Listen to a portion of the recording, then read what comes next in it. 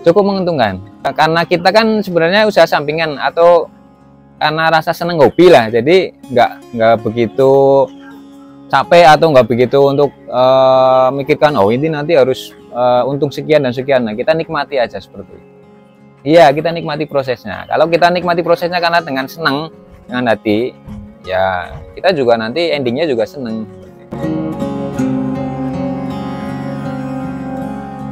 Saya Wiwit Santosa, untuk tempat tinggal di Jalan Arsa di Meja, RT 2 RW 12, Kelurahan Teluk, Kecamatan Purwokerto Selatan, Jawa Tengah. Saya untuk mencari penghasilan tambahan.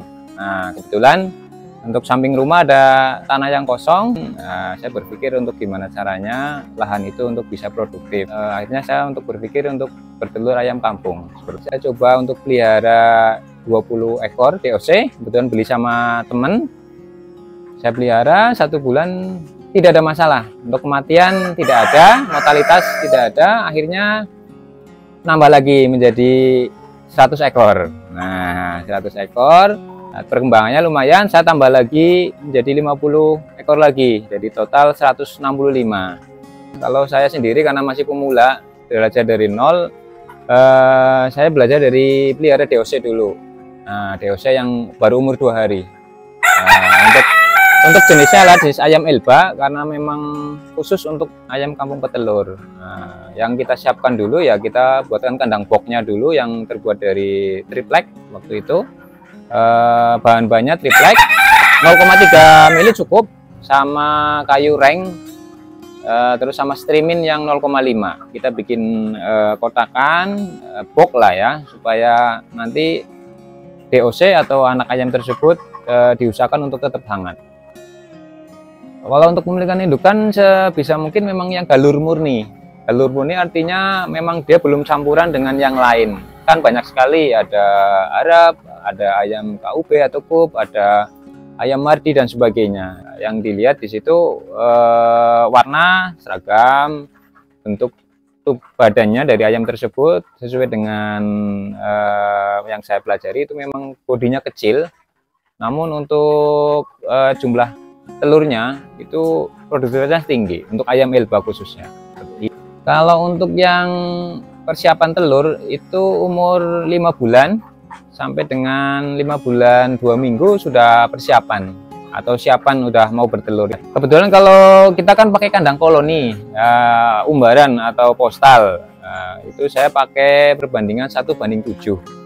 Kalau idealnya sih 1:5, tapi kita juga bisa mix 1:7 ataupun 1:8, tergantung dari ukuran kandangnya. Nah, kebetulan nanti ukuran kandang saya adalah pakai yang ukuran 2 meter kali 1,5.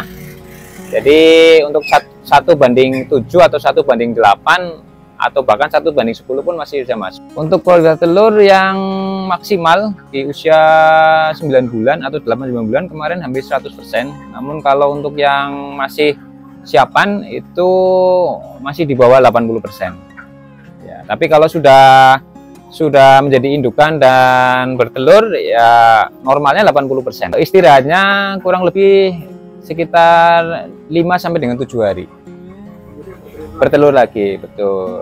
Yang penting untuk pakan dan untuk minumannya dan kebersihan dari kandang itu kita tetap jaga. Jangan sampai pakannya kurang atau mungkin kandangnya kotor dan sebagainya, itu akan mengakibatkan produktivitasnya menurun. Produktivitas juga dipengaruhi oleh cuaca juga.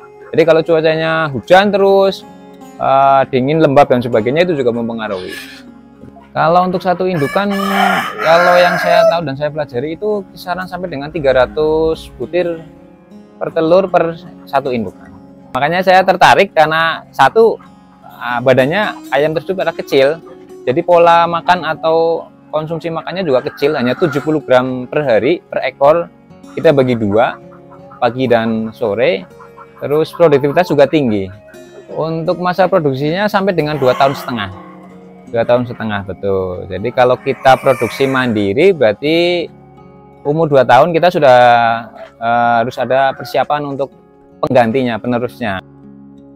Kalau kita bikin campuran sendiri, sebenarnya campurannya konsentrat petelur 35%, jagung giling 50%, dan dedak 15%. Itu kalau kita mix sendiri.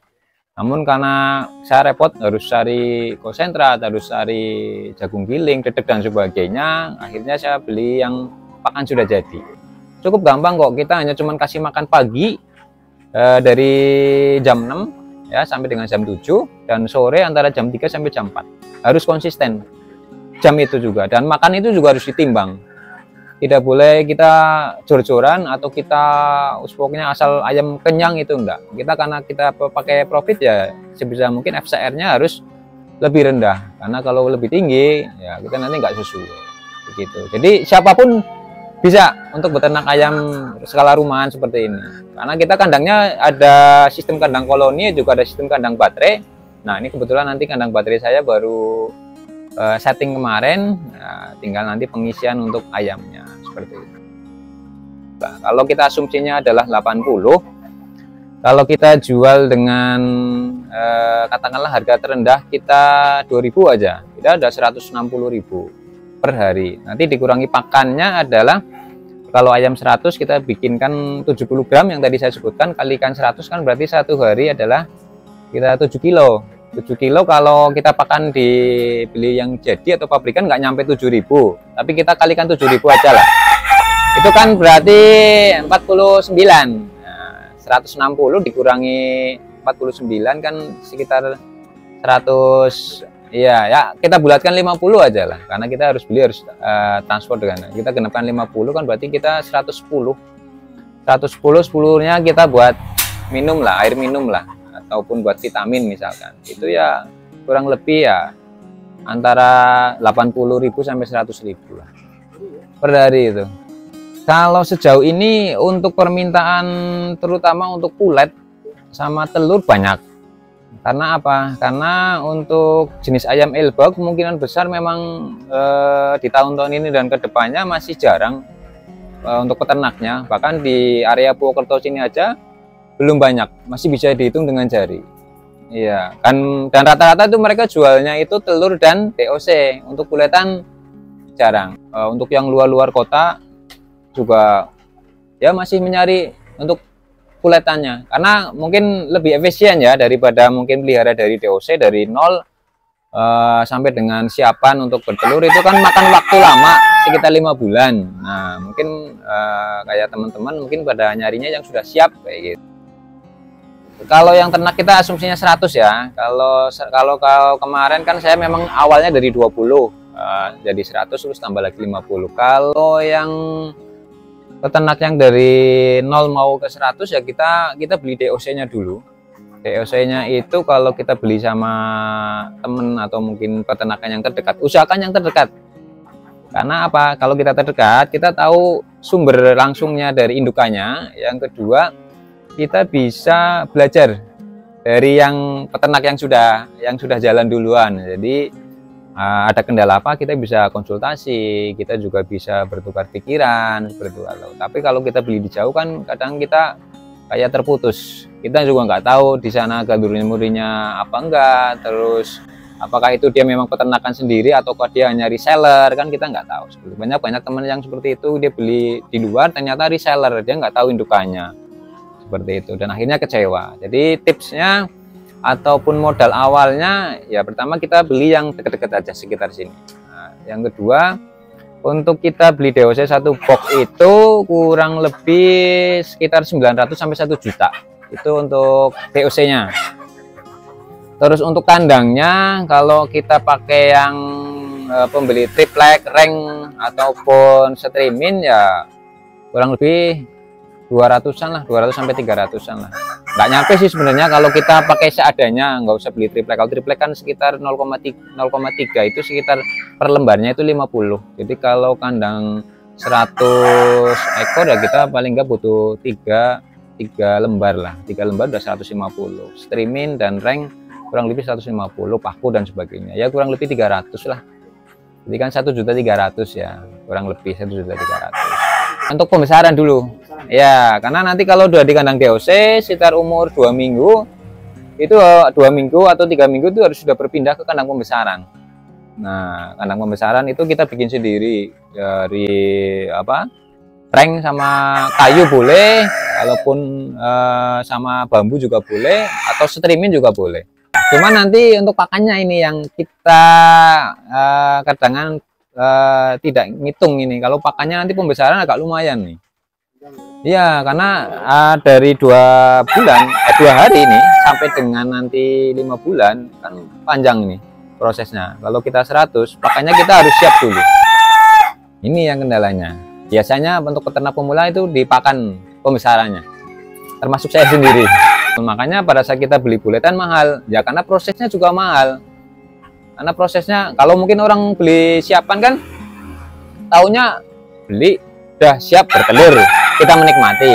Nah, tapi kadang kita lupa bahwa prosesnya dari umur 0 atau 2 hari sampai dengan nanti 5 bulan adalah makan waktu yang lama. Belum ada resiko kematian. Kalau pulet yang umur 5 bulanan itu tergantung juga daerah, dan tergantung daerahnya juga tergantung dari peternaknya.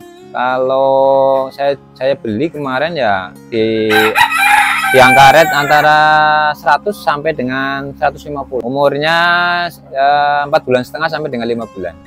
Ya, udah siap bertelur. Artinya sudah siapan, mungkin masuk ke kandang mungkin sekitar 1 atau 2 mingguan.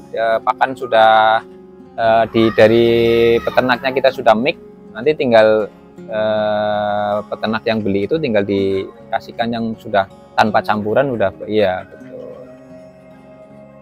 Kalau kendala paling pas DOC itu, pas DOC masa 1 bulan sampai dengan 3 bulan, di saat cuaca ekstrim ya, pagi panas, sore hujan sampai malam. Nah, itu kendalanya ayam sakit.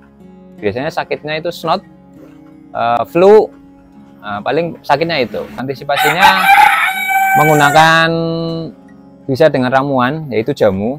Nah, ini kebetulan untuk jamunya seperti kita manusia juga lah. Jamunya ada jahe, ada kunyit, ada temulawak, dan sebagainya. Itu nanti bisa dicampurkan di pakan, boleh juga dibuat minuman. Dan untuk sanitasi kandangnya juga kita harus rajin semprot desinfektan, bisa menggunakan yang ada di toko pakan, ataupun bisa juga kita bikin sendiri dengan memakai Wipol dan sabun cuci piring, itu juga bisa. Kalau musim hujan ya kita seminggu paling enggak 2 atau 3 kali.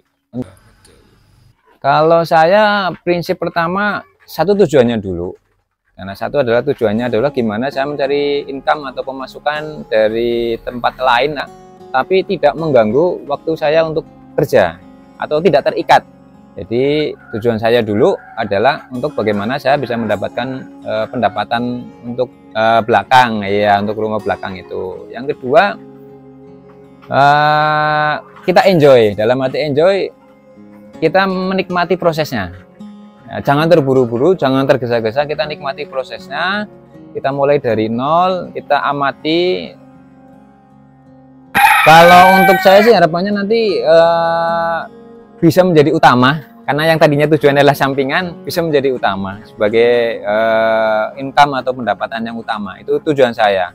Jadi nantinya penghasilan itu bisa menopang untuk kebutuhan rumah, baik kebutuhan rumah tangga pun kebutuhan untuk anak sekolah dan sebagainya. Itu tujuan saya seperti itu.